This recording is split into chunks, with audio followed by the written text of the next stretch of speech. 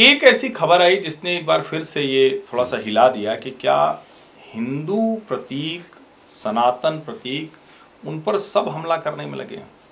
तमिलनाडु की सरकार, जो स्टालिन की सरकार है, जो अपने बेटे को भी उन्होंने बना लिया, उदयनिधि को भी डिप्टी सीएम बना लिया, क्या उस सरकार ने जानबूझकर सदगुरु को अपमानित सिर्फ इसलिए किया क्योंकि उनसे हिंदू के तौर पर लोग जुड़ते हैं, जो ईशा फाउंडेशन है। और हालांकि सर्वोच्च न्यायालय ने लगाम लगा दी उस पर, लेकिन जो उच्च न्यायालय की टिप्पणियां हैं वो बड़ी खराब हैं। ऐसी टिप्पणियां क्या किसी और पर की जाती हैं? क्या इसको आप उस तरह से देखते हैं कि एक कोशिश है कि जो भी हिंदू प्रतीक हो, और देखिए ये कोई मतलब लोगों के ध्यान में रखने के लिए कि नवंबर 2004 में दीपावली के वक्त आपको याद होगा शंकराचार्य जैन सरस्वती, विजयन सरस्वती, उनके मठ पर छापा मारा गया और गिरफ्तारी हुई थी। बाद में वो दोनों लोग उससे पूरी तरह से बरी हो गए थे। बिल्कुल, कांची कामकोटी शंकराचार्य थे और वो जो हुआ था उस समय मुझे बहुत ठीक से याद है। लेकिन ये जो आपने कहा थोड़ा डिस्टर्बिंग है। इसमें किसी राजनीतिक दल ने जो कहा वो तो सनातन को कभी महामारी बता रहे हैं, कुछ भी बता रहे हैं। हालांकि जब वहाँ पर जाइए तो कुल मिला के सनातन का एक वहाँ मतलब इतने प्रतीक हैं और सनातन किस तरीके से वहाँ की हवा में घुला हुआ है वो साफ साफ दिखाई पड़ता है। तो उस पर खैर मुझे क्या बहस करना, कुछ लोग बोलते हैं। लेकिन हाई कोर्ट के जज की टिप्पणी बड़ी अवांछित लगी मुझे। फैसला जो उनको देना था दें, अगर उनके पास से एक पिता पहुंचा था कि उनकी पुत्रियों को, 2 पुत्रियों को जबरदस्ती वहां रखा गया, तो हाई कोर्ट का ये काम था न्याय दे और उस पर वो जांच करवाता, ठीक है। लेकिन उस पर जो टिप्पणी थी वो बड़ी आपत्तिजनक थी और मुझे लगता है कि उसकी आवश्यकता नहीं थी। इस कंजक्चर से बचना चाहिए था।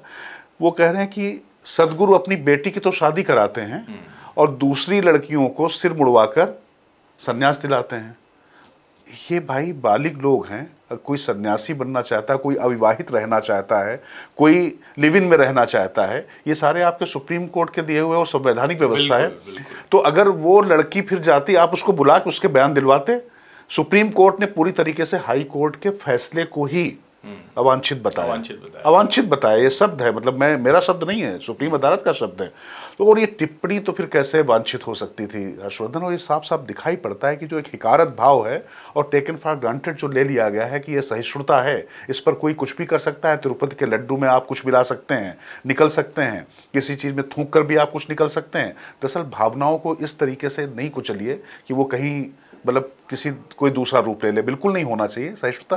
लेकिन हाई कोर्ट के स्तर पर यह टिप्पणी ज्यादा आहत करती है। बिल्कुल आहत करती है। और मेरा ये मानना है कि बिल्कुल जो आपने कहा ना कि अगर सदगुरु के आश्रम पर कोई आरोप है या किसी के आश्रम पर कोई आरोप है, उसकी पुलिसिया जांच हो, कानून के दायरे में जांच हो, नहीं है तो न्यायिक यानी मजिस्ट्रियल जांच हो।